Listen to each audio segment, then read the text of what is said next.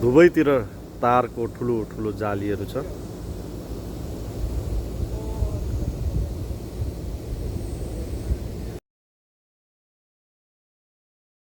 यस समय हाम्रो सम्पूर्ण ग्रुपहरू चाहिँ हामी जुन ठाउँमा चाहिँ हामी छौँ यो चाहिँ साउथ र नर्थको यो बोर्डरमा छौँ र यो बोर्डरको एरियामा चाहिँ हामीले देख्दैछौँ वारिपट्टिबाट चाहिँ नर्थलाई हेर्नुको लागि बनाइएका विभिन्न ठुल्ठुलो यो दूरबिनहरू छ। यो दूरबिनबाट चाहिँ यहाँ नर्थमा के भइरहेछ के कस्तो छ भनेर चाहिँ साधारण जनताहरूले पनि र सम्पूर्ण विश्वभरिको मान्छेहरूले हेर्न सक्छ। हाम्रो सम्पूर्ण जुब्ली परिवारलाई कस्तो लाग्यो तपाईँलाई छोटो रूपमा भनिदिनुहोस् न, नर्थपट्टि र साउथपट्टिमा कति अन्तर लाग्यो? नर्थमा हामी साउथ कोरियामा छौँ अहिले चाहिँ एकदमै हुन्छ नि वर्ल्ड क्लासको डेभलपमेन्ट हामीले अनुभव लिन पाउँछौँ नि त। तर नर्थ कोरिया हेऱ्यो भने हाम्रो नेपालको तराईको फाँट हेरे जस्तो हुन्छ नि। हो साँच्चै हो, तराईको फाँटको त्यो बस्तीहरू त्यस्तो खालको इक्किम हुन्छ नि, त्यस्तो महसुस हुने कि देख्यो भने चाहिँ हल्का हल्का नेपाल जस्तो महसुस हुन्छ। नेपाल जस्तो नर्थ कोरिया हेऱ्यो भने यहीँनिर चाहिँ 1 किलोमिटर टाढा हो, छिमेकी हो, हाम्रो छिमेकी राष्ट्र हो अहिले। एकदम छोटो र सानो दूरीमा चाहिँ यो दुईटा देश रहेको देख्छौँ। यहाँनिर यी पारिपट्टिदेखि हामीले वारिपट्टि पौडेर पनि जान सक्छ होइन, कयौँ मानिस चाहिँ पौडेर पनि आउँछ भनेर अघि हामीले इन्टरभ्यूमा भनिसक्नुभयो। र यहाँहरूलाई पनि केही कुराहरू यति हेरेको मलाई चाहिँ अचम्मै लाग्यो है।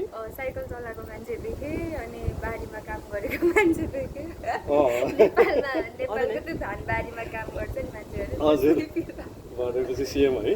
सानो सानो घरहरू नेपालको होइन, सानो सानो घरहरू चाहिँ त्यस्तो टाइपको रहेछ। त्यो अहिलेको आरसिसी घरहरू चाहिँ खासै देखिरहेको क्यामेरामा त्यस्तो देखिएन, गाडी देखिएन, तर साइकलहरू देखियो, मान्छेहरू हिँडेको खेतमा काम गरेको देखियो होइन, काम गरेछ। तर गिराएको होइन, आफ्नो यथास्थितिलाई चाहिँ जानकारी गराएको, त्यसमा नगिराएको भन्ने मिल्दैन। भनेपछि यहाँ हाम्रो कर्म कम्पेरिटिभ चाहिँ यस्तो रहेछ भन्न चाहनुहुन्छ तपाईँले? ल के देख्नुभयो? मलाई चाहिँ यहाँ चाहिँ अहिले एकदमै धेरै अगाडिको जीवन जिइरहेछ जस्तो लाग्छ। यहाँको चाहिँ एकदमै पछिको अझै 50 वर्षभन्दा पछिको जीवन चाहिँ अगाडिको जीवन चाहिँ जिइरहे जस्तो मैले चाहिँ महसुस भयो। भनेपछि नेपाल र यो नर्थको कम्पेरिजनमा तपाईँहरूले के भन्न चाहनुहुन्छ? सिमिलर छ वास्तवमा, सिमिलरै हो। अझै नेपाल मैले दिदीसँग हिजो बुझेको अहिलेको दिदीले 1970s को साउथ कोरिया र हालको नेपालको चाहिँ त्यो हुन्छ नि जोग्राफिकल डेभलपमेन्ट चाहिँ सिमिलर छ भनेपछि नेपालको चाहिँ अहिलेको डेभलपमेन्टमा कति पछाडि छ भन्ने कुरा थाहा हुन्छ। भने 1917 ताका भनेपछि त अहिलेभन्दा नेपाल चाहिँ 50 वर्ष पछाडि छ क्या, यो कुरा जाने हुन्छ। हो टेक्नोलोजी हातमा छ, तर चाहिँ डेभलपको हुन्छ नि स्ट्रक्चरल डेभलपको हिसाबले चाहिँ अझै पनि यो साउथ कोरिया भन्दा 50 वर्ष पछाडि भनेपछि सुनिहाल्नुभयो दर्शकबिनहरू है, नेपाल धेरै वर्ष पछाडि भएको अनुभव हाम्रो साथीहरूले गर्नुभयो। यहाँ हाम्रो सुवन भाइ के छ केही कुराहरू? ल नेपालको जस्तै खोला नाला अनि जङ्गलहरू छ, तर बस्ती चाहिँ एकदमै घना छैन, एकदमै हेर्दा पनि अब दुःख लाग्दो एक किसिमको, किनकि यतापट्टि चाहिँ डेभलपमेन्ट छ, यतापट्टि चाहिँ विकास छ, तर पारिपट्टि चाहिँ फ्रिडम पनि छैन है, त्यो सोच्नै नसकिने कुरा हो।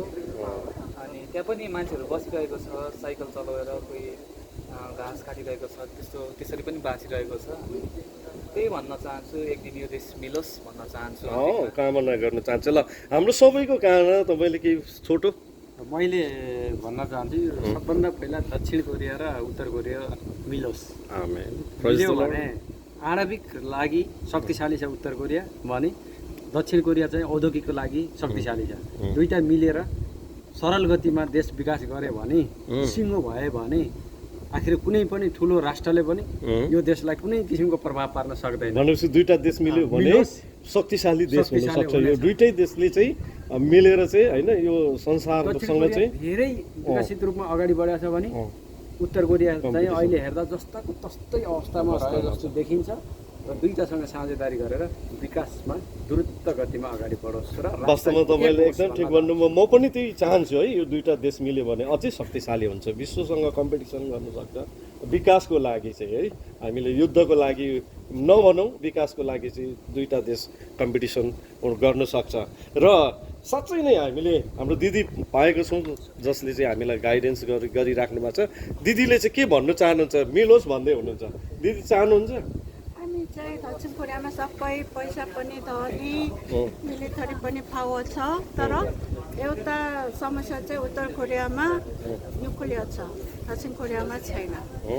त्यो चाहिँ एउटा कन्फ्लिक्टको ठुलो प्रब्लम छ। उनीहरूले हप्काउँछ, उनीहरूले तर्साउँछ। त्यही तर हामी चाहिँ देश शान्ति छ, युनिफिकेसन छिटोभन्दा छिटो होस्।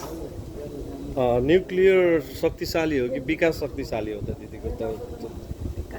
विकास है, विकास शक्तिशाली हो र संसारको तुलनामा शान्ति नै सबैभन्दा ठुलो शक्तिशाली कुराहरू हुन्छ है। जब शान्ति हुन्छ, आनन्द हुन्छ, सबै जनतालाई चाहिँ आनन्द हुन्छ, देशलाई आनन्द हुन्छ, संसारै नै ढुक्क हुन्छ।